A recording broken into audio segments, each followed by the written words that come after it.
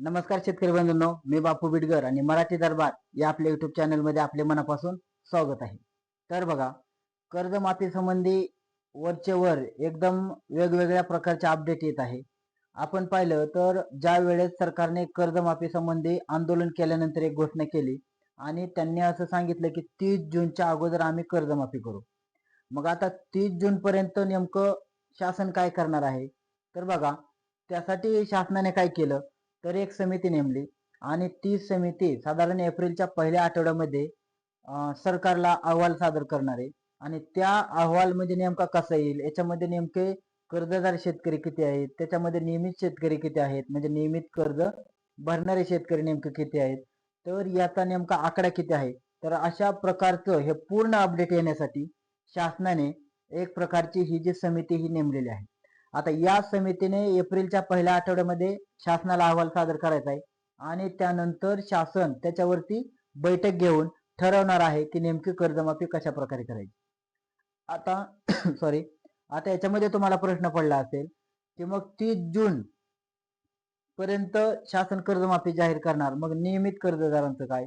तर नियमित कर्जदारांसाठी देखील शासनाने ज्या काही शेतकरी संघटना आहेत त्यांनी एक प्रकारे शासनाकडे एक ठराव मांडलेला आहे की साधारणतः 2000 म्हणजे एप्रिल 2025 पर्यंत शेतकऱ्यांची कर्जमाफी करायची आहे, म्हणजे जून 2025 पर्यंत.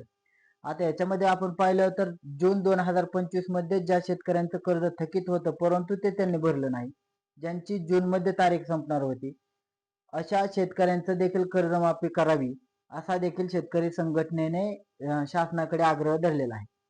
आता याच्यामुळे काय करायचंय की आता बरेच शेतकऱ्यांना याच्यापर्यंत पोचलेले देखील नाहीत, कारण राष्ट्रीयकृत ज्या काही बँका आहेत त्यांच्याकडे सर्व डाटा हा शेतकऱ्यांचा असतो, एका क्लिकवर त्यांना माहिती मिळते.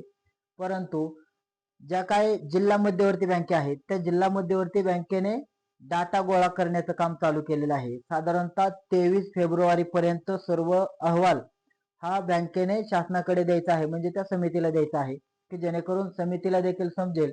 आणि आपण पाहिलं तर 6 मार्चला राज्याचा अर्थसंकल्प सादर करणार आहे आणि या अर्थसंकल्पामध्ये नेमकं कर्जमाफी संबंधी बजेट किती आहे आणि त्या बजेटनुसार शासन कर्जमाफी संबंधी काही निधीची देखील मंजुरी करू शकतो आणि या बजेटमध्ये कर्जमाफीचा विषय देखील मांडला जाऊ शकतो, अशी सुद्धा चर्चा आहे.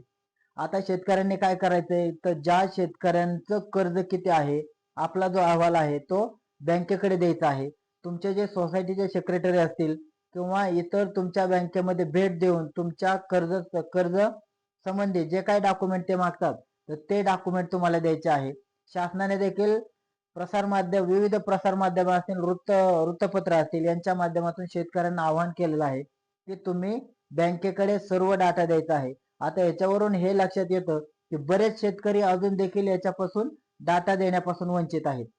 तसेच बरेच शेतकरी असे आहेत की ज्यांची अग्रिस्टक वरती अजून देखील नोंदणी नाही. त्याच्यामुळे शेतकऱ्यांनी हे देखील लक्षात ठेवायचे की अजूनही आपापल्या आसपास असतील किंवा आपापल्या गावामध्ये असतील, ज्या शेतकऱ्यांचा बँकेकडे आपल्या कर्जाची माहिती द्यायची कोणाची राहिली असेल तर अशा प्रत्येक शेतकऱ्यांनी 23 फेब्रुवारीच्या अगोदर म्हणजे लवकरात लवकर आपली माहिती बँकेकडे द्यायची आहे. आणि ज्या शेतकऱ्यांनी बँकेकडे कागदपत्र जमा केले असतील किंवा सोसायटी जिल्हा मध्यवर्ती बँकेचे तुमचे जे सोसायटी चेअरमन असतील किंवा सोसायटीचे सेक्रेटरी असतील तर त्यांच्याकडे तुम्ही चौकशी करायची आहे की आम्हाला कुठले अजून डॉक्युमेंट द्यायचे आहेत का, आमचे डॉक्युमेंट व्हेरीफाय झाले आहेत का. बऱ्याच शेतकऱ्यांचं आधारमध्ये वेगळं नाव, त्यानंतर सातबाऱ्यावरती वेगळं नाव, तर अशा प्रकारे देखील बरेच शेतकरी डाटा मिसमॅच मुळे देखील याच्यामुळे बऱ्याच शेतकऱ्यांना वंचित राहावं लागू शकतं.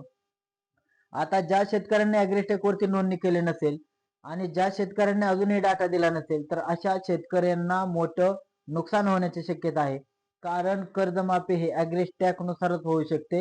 अॅग्रिस्टॅक वरती प्रत्येक शेतकऱ्याची नोंदणी असणं हे आता बंधनकारक करण्यात आलेलं आहे.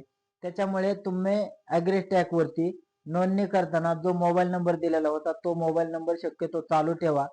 आधारला तुमचा मोबाईल नंबर लिंक असावा. अशा ज्या काही छोट्या छोट्या गोष्टी आहेत की ज्याच्यामुळे तुम्हाला टेक्निकल प्रॉब्लेम येणार नाही, तर अशा ज्या सर्व बाबी आहेत त्या शेतकऱ्यांनी त्वरित पूर्ण करायच्या आहेत. जर एखादा शेतकरी कर्जमाफीचा डाटा देण्यापासून जर वंचित राहिला तर अशा शेतकऱ्यांना मोठ्या अडचणीचा सामना करावा लागू शकतो. त्याच्यातून जर शेतकरी राहिले तर असे शेतकरी वंचित राहू शकतात. त्याच्यामुळे अजूनही शेतकऱ्यांनी आपली जी काय माहिती आहे, कर्जाची माहिती आहे, त्या प्रत्येक कर्जदार, कृषी कर्जदार शेतकऱ्याने आपली माहिती जिल्हा मध्यवर्ती बँक असेल किंवा आपण ज्या बँकेचं कर्ज घेतलं असेल तर त्या बँकेला तुमची माहिती ही तात्काळ द्यायची आहे की जेणेकरून तुम्हाला कर्जासंबंधी कोणतीही अडचण येणार नाही. धन्यवाद.